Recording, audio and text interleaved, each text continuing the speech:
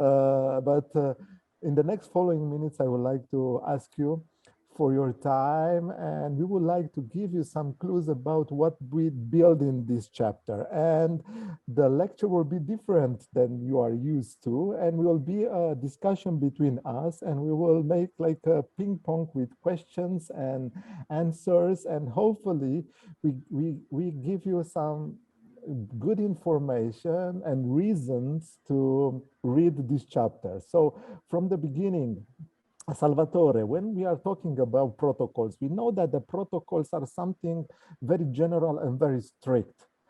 Can we use this word about protocols when you are talking about UAS applications?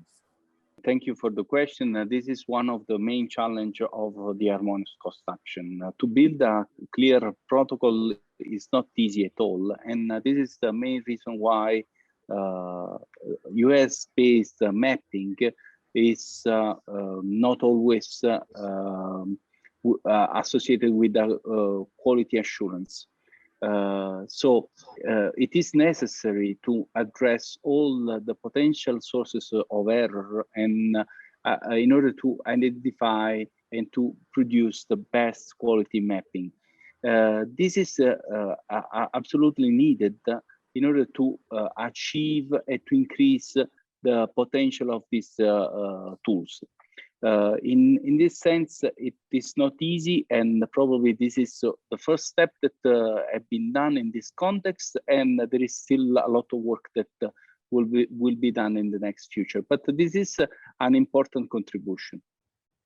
Thank you very much. And because I think we have various studies for environmental application, it's not easy to build protocols, but what for sure you will find in this chapter will be a strong and important guidelines to solve your problem in environmental studies using UAS.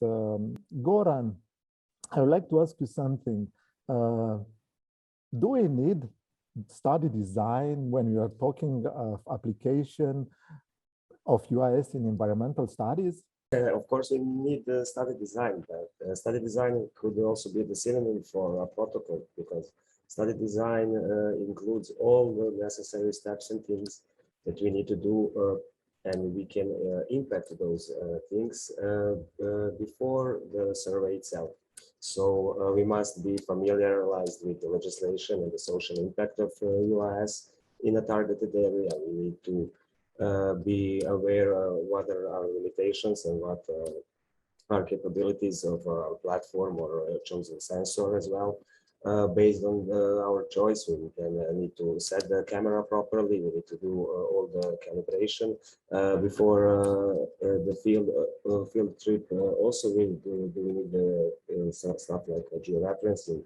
What's the necessary image overlap? So these are all things that are included in study design that we can impact before the survey itself. As Salvatore said, we cannot impact all the aspects of the survey, but we must generalize and do a comprehensive study design for the best quality of our final product.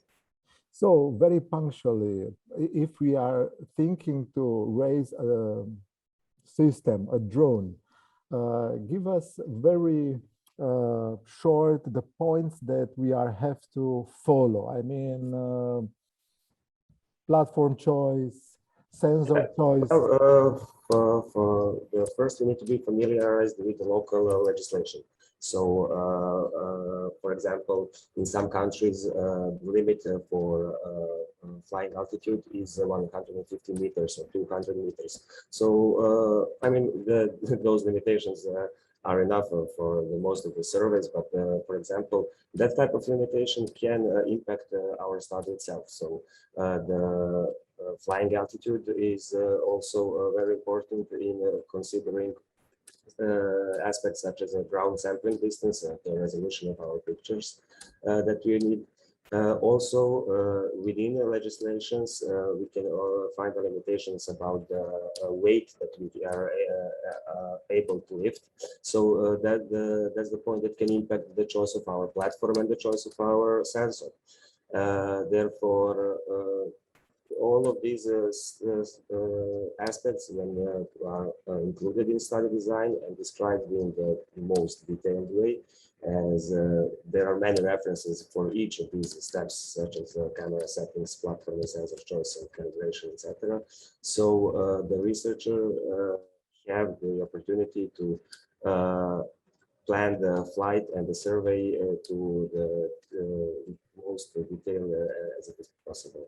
If we take in consideration what Goran mentioned before, what can you tell us about the pre-flight work and flight mission? Do we have to be aware at some aspects? Well, yes, surely the answer is the quick answer is yes, but the topic is very complex because as Goran mentioned, the holistic flight plan. So we have a comprehensive flight mission. We have to consider several aspects under which and barriers as well. Under which we have to understand, first of all, our mission and understand the final product that we want to achieve. It's surely also tightly linked to a point that Salvatore mentioned on quality assurance, because if our mission and the investigation of pre-flight conditions will not be really taken right or correctly, we can end up with a product which will simply not be applicable or will be very much drifted from the original purpose. One of the examples can be a type of emission. If we are interested in some volumes, we cannot allow ourselves a single grade mission, for instance. So it's again going back to flight design, but now in this aspect we have to consider also physical topography, for instance. Should we follow this topography, or we can keep one altitude?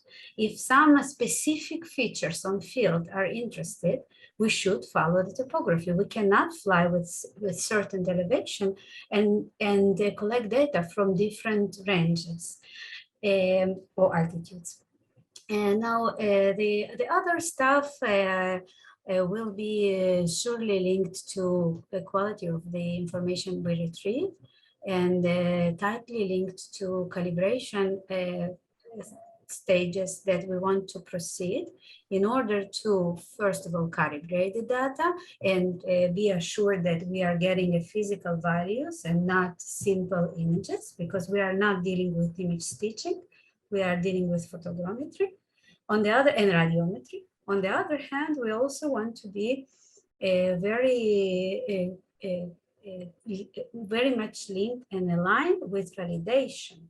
And validation should be on all aspects: physical, spectral, and I mean shapes, volumes, but also signatures, etc. So this is why this topic is complex. In your speech, you mentioned something about photogrammetry and radiometric. What are the things that make images or information belong to photogrammetry and to radiometric? Can you explain a little bit to the people who are watching us? So thank you for the question. I think that also Antonino will surely explain, because and why I'm saying that, because the backgrounds that we are coming from, it's very much affecting our perspective and our identification of this field.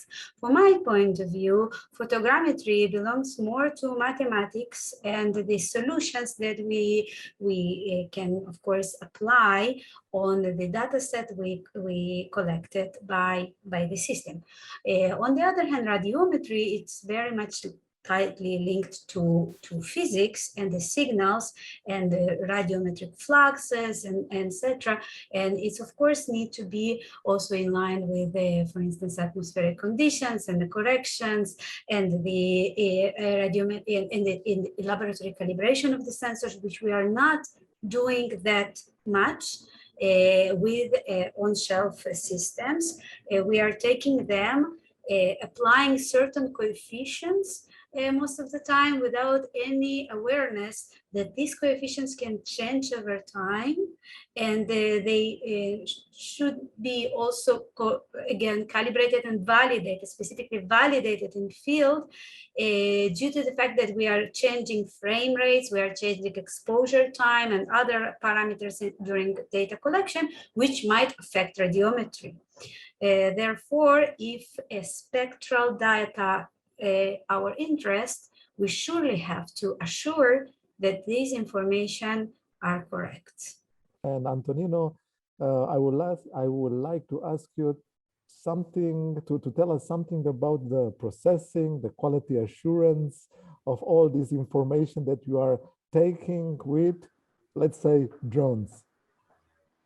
Okay, thank you, Sorin, for a very nice question. Actually, within the workflow we report within our chapter, we divided two main aspects, the data processing of this UAS data and the quality assurance. About the processing of the aerial data, we talked about the geometric processing as well as the radiometric processing. While about the quality assurance, we give some metric for multispectral images as well for thermal images. So geometric processing is very important. Geometric distortion indeed affect both multispectral images by modifying the geometry of the target and also thermal images. Maybe it's even stronger on the geometric distortion on thermal images.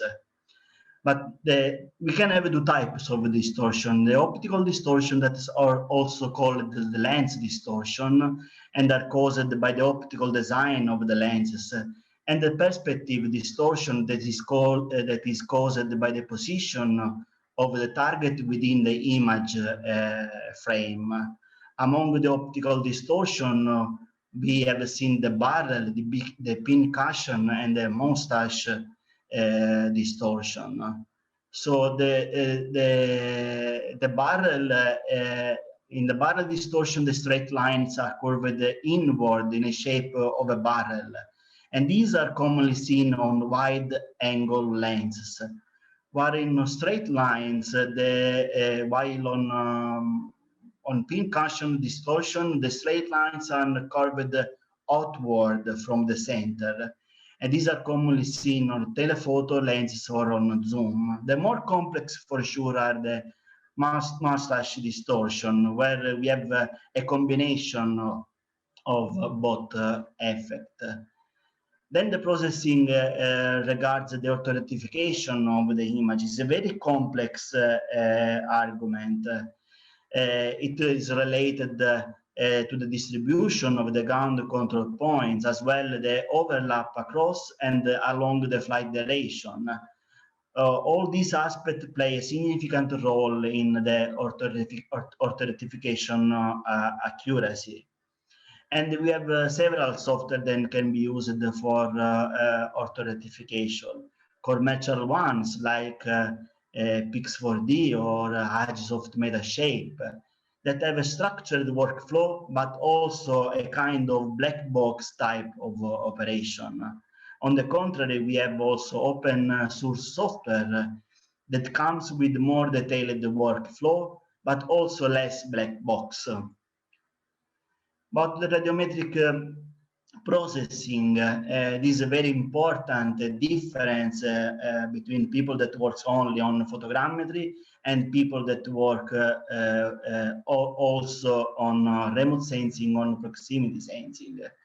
First of all, there is the characterization and the calibration of the sensor.